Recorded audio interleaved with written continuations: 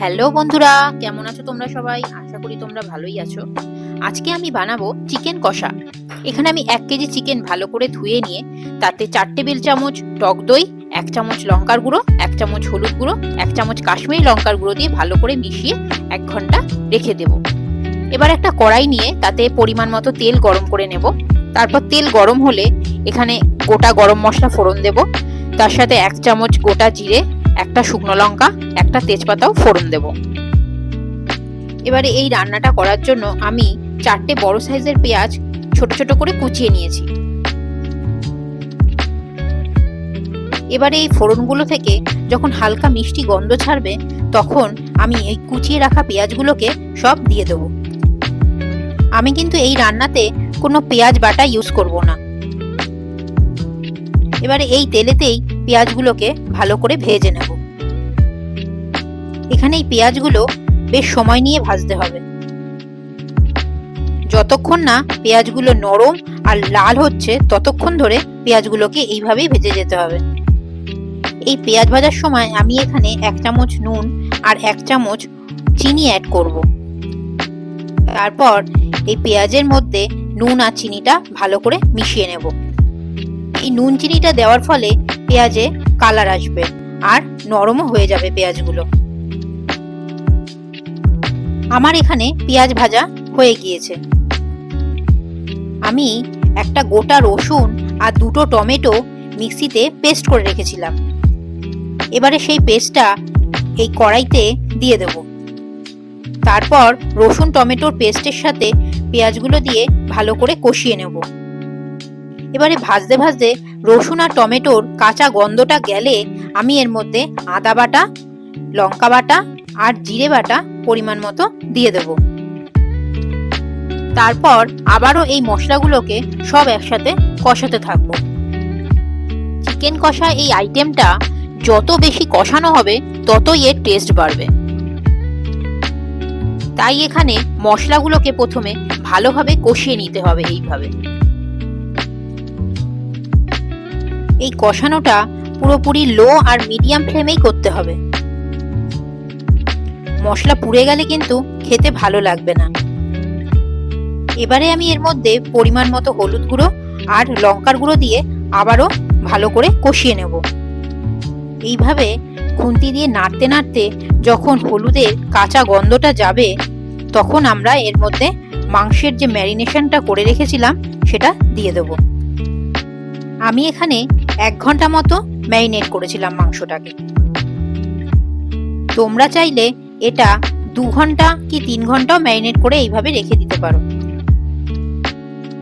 Chicken কষার চিকেনের ম্যারিনেশনটা যত বেশিক্ষণ করে রাখা যায় ততই এর কালারটা ভালো আসবে। এবারে সব চিকেনগুলোকে কড়াইতে দিয়ে আমি ভালো করে কষতে থাকবো। চিকেনগুলোকে এইভাবে আমি মিনিট 15 কষাতে থাকবো। চিকেনটা এইভাবে কষাতে কষাতে চিকেন থেকে বেশ কিছুটা জল বেরিয়ে আসবে। এবারে গ্যাসের ফ্লেমটা বাড়িয়ে দিয়ে চিকেনের যে এক্সট্রা জল আছে সেটাকে মরিয়ে নিতে হবে। তারপর গ্যাসের ফ্লেমটাকে লোতে রেখে একটা চাপা দিয়ে রেখে দেব মিনিট 5। এবারে 5 মিনিট বাদে চিকেনটা প্রায় সেদ্ধ হয়ে গিয়েছে। এবারে আমি এখানে 2 চামচ টমেটো সস অ্যাড করব। এবার টমেটো সস দিয়ে ভালো করে চিকেনটাকে মিশিয়ে নেব। তারপর 1 চামচ কাশ্মীরি লঙ্কার গুঁড়ো, 1 চামচ শুকনো লঙ্কার গুঁড়ো দিয়ে চিকেনটাকে ভালো করে এইভাবে মিশিয়ে নেব। চিকেনটাকে এইভাবে 2-3 মিনিট মেশানোর পর আমি এখানে পরিমাণ মতো নুন অ্যাড করব। নুন দিয়ে আবারও চিকেনটাকে ভালো করে মেশাতে হবে। চিকেন থেকে এবারে কিন্তু তেল ছাড়ছে। এবার বুঝতে হবে চিকেনটা কষানো প্রায় হয়ে গিয়েছে। আমি আবারও 2-3 মিনিট এইভাবে কষিয়ে যাব চিকেনটাকে। চিকেন আর মশলা যত বেশি কষানো হবে ততই এই প্রিপারেশনটা খেতে টেস্ট হবে। এই চিকেন কষা ভাত, রুটি, লুচি, পরোটা সবের সাথেই ভালো লাগে। চিকেনটা এইভাবে কষাতে কষাতে চিকেনটাও প্রায় সেদ্ধ হয়ে গিয়েছে। কথা বলতে বলতে চিকেন কষানো আমার প্রায় হয়ে গিয়েছে। এবারে আমি এর মধ্যে পরিমাণ মতো জল দিয়ে দেব।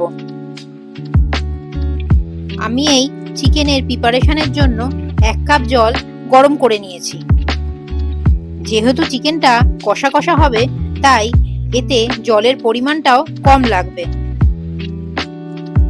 জলটা গরম করে দিলে চিকেনের টেস্টটাও বেড়ে যায় আর রান্নাটাও তাড়াতাড়ি হয়ে যায়। আমি এবারে গরম জলটা চিকেনটার মধ্যে দিয়ে দিলাম। তারপর সব চিকেনের সাথে জলটা মিশিয়ে নিয়ে আবার একটা চাপা দিয়ে রেখে দেব 2 মিনিটের জন্য। যেহেতু চিকেনটা প্রায় সেদ্ধই হয়ে গেছে, তাই চিকেনটাকে বেশিক্ষণ ঢাকা দিয়ে রাখতে হবে না। এবারে ঢাকনা খুলে আমি এর মধ্যে 1 চামচ গরম মশলার গুঁড়ো দিয়ে দেব। তারপর আমি এতে পরিমাণ মতো ধনেপাতা কুচি দিয়ে দেব। চিকেন কষাতে ধনেপাতা কুচিটা দিলে ভালো গন্ধ বেরোয়। আর এবার এতে 2টো কাঁচা লঙ্কা আর পরিমাণ মতো কাসুরি মেথি ছড়িয়ে দিলেই আমার এই চিকেন কষার প্রিপারেশনটা রেডি হয়ে যাবে। চিকেন কষা এইভাবে রান্না করলে গন্ধটাও কিন্তু দারুণ বের হয়। তো বন্ধুরা, আজকে আমি এইভাবেই চিকেন কষা তৈরি করলাম।